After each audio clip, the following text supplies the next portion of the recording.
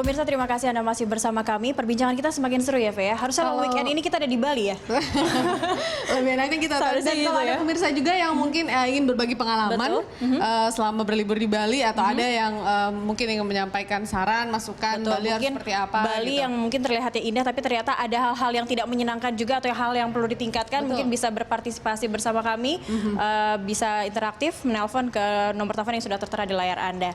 Nah, Pak Hengki, tadi kita sempat berbincang saat break tadi, Bali ini sebagai hub menghubungkan banyak kota-kota besar juga yang punya objek wisata yang menarik juga di Indonesia. Nah, adakah target yang sudah ditargetkan oleh Kementerian Pariwisata untuk 2016 ini, atau apakah target itu sudah cukup terpenuhi selama beberapa bulan terakhir ini untuk peningkatan jumlah wisatawan? Tahun lalu kita 10,5 juta wisatawan.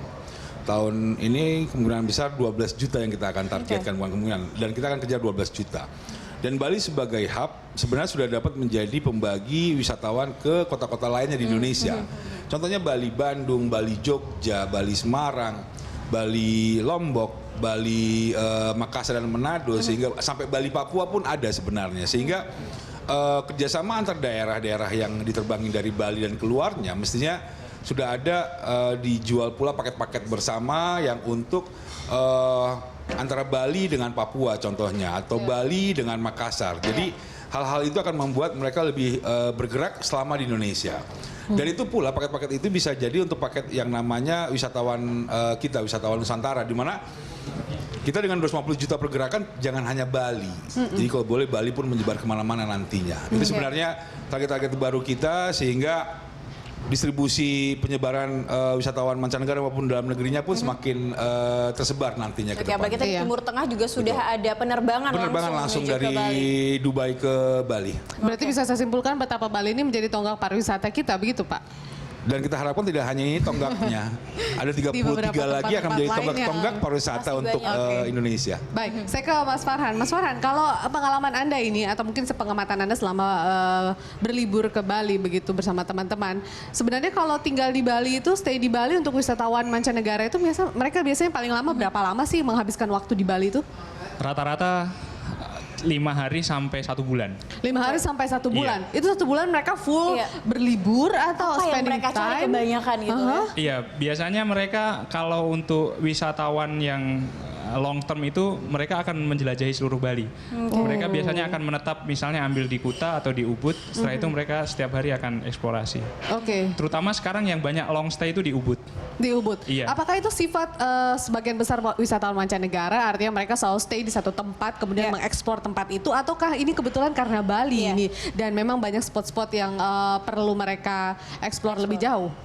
Saya kira memang kebiasaan wisatawan mancanegara ini slow traveling ya. Mereka tidak suka, atau mereka tidak suka melompat-lompat tempat, tapi mereka lebih suka stay dan mengeksplor lebih dalam. Anda pernah selama 1 bulan? Kalau 1 bulan belum, kalau 2 minggu pernah. 2 minggu pernah? Iya. Kalau 1 bulan jadi nggak kerja. Iya. Biasanya costnya paling banyak habis di mana sih Mas kalau berlibur ke Bali itu? Kalau di Bali mungkin habis di transportasi dan akomodasi. Transportasi dan akomodasi. Tapi transportasi dan akomodasi sebenarnya di Bali juga banyak pilihan, bukan? Iya. Banyak yang murah juga, tapi itu tetap mencukup porsi yang cukup besar untuk traveling ke Bali. Iya, karena kalau untuk makan atau kuliner ini Bali masih relatif murah lah. Relatif murah ya. Kalau udah nggak ada ya promah saja gitu. Ini tadi Mas Farhan menyampaikan Pak Hengki, kebanyakan wisatawan mancanegara bisa long term untuk 1 bulan begitu ya, tinggal misalnya ini kita membahas soal Bali. Nah, apakah ini juga faktor banyak juga negara-negara yang sudah membebaskan visa untuk masuk ke Indonesia? Apa itu jadi faktor juga penentu? Iya, saya ada satu cerita nyata ini. Jadi kami pernah di satu hotel, ada satu keluarga yang seminggu sekali, setiap bulannya selalu di Bali. Ada anaknya dan lain-lainnya. Dan itu berarti tingkat reputasinya selama sebulan berarti hampir 12 sampai 11 kali. Itu waktu masih ada sistem visa. Sekarang kita bisa bayangkan dengan bebas visanya orang Australia saja ke Bali, membuat mereka akan lebih sering lagi, bahkan dan tingkat reputasinya akan lebih banyak mungkin. Itu yang pertama. Yang kedua juga, dengan adanya kemudahan visa kan sebenarnya bukan free visanya, tapi yang paling penting adalah spending money-nya mereka selama di destinasi. Okay. Mereka nggak mungkin puasa jadinya di Bali, mereka nggak mungkin nggak beli minum, jadi mereka pasti akan mengeluarkan uang untuk membelajarkan hal souvenirnya. Dan tidak hanya Australia pula, sekarang kayak China, wisatawan China itu sekarang lagi boom di mana-mana.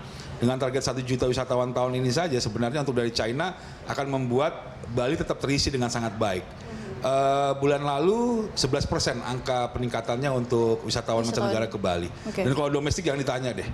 Kapan, di mana, setiap hari, setiap minggu pun ada Ada long weekend. Sekarang mungkin weekendingnya ke Bali seperti itu ya, kalau wisatawan kita ya.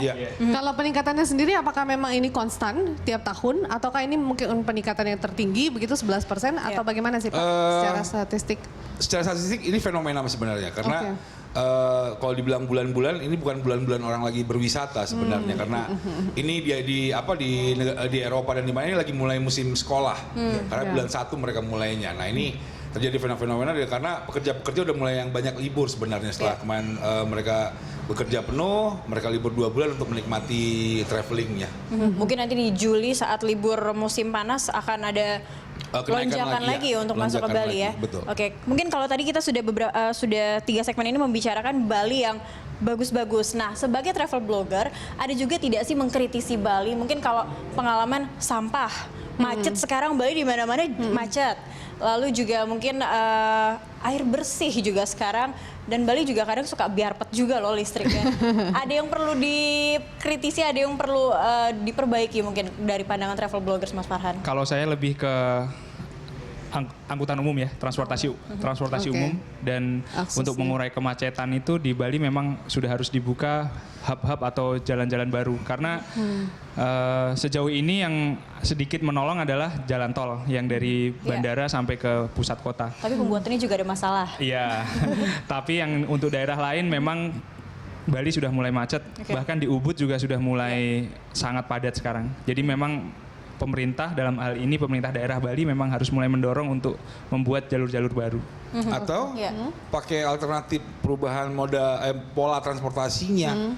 Jangan pula lah nginapnya di depan Kuta ya kan, mau ke belakang saja bawa mobil lagi gitu. Jadi kita harus ngasih informasi yang baik mana daerah-daerah terdekat, misalnya market atau tempat beli minum atau restoran di mana di sekitar hotel kita. Jadi tidak harus semua kayak kita kan adalah orang yang sangat baik, jadi kemana-mana harus pakai diantar supir lagi semua di Bali atau ojek. Padahal di negara sendiri ya, di daerah sendiri begitu Pak Hengki. Alasannya panas lagi.